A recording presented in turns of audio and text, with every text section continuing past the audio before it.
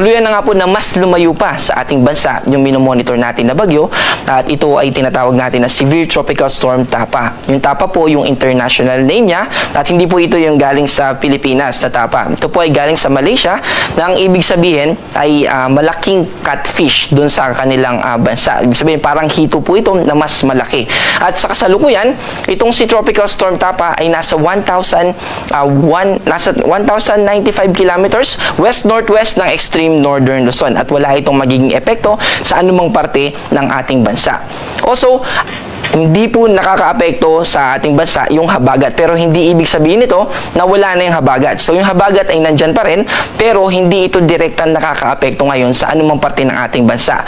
Habagat season pa rin po ngayon, pero ang nakakaapekto sa atin ay yung easterlies. Ibig sabihin po niyan, yung hangin na galing sa Pacific Ocean, yung mas nakakaapekto sa ating bansa. Itong easterlies po ay nagdadala ng maalinsang panahon sa malaking bahagi ng ating bansa, pero nagdadala rin ito ng mga kaulapan, lalo na dito sa probinsya ng Quezon, sa Bicol Region, sa Eastern Visayas, at ganun din dito sa Caraga Region.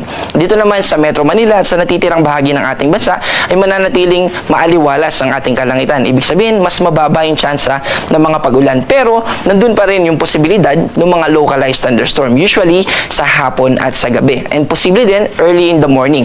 So, bakit nga po kaya during afternoon and evening, mas mataas yung tsansa nitong mga localized thunderstorm? Ito ay dahil during daytime, dahil maritime country tayo, napapaligiran tayo ng katubigan, ibig sabihin, mataas yung moisture content natin sa atmosphere.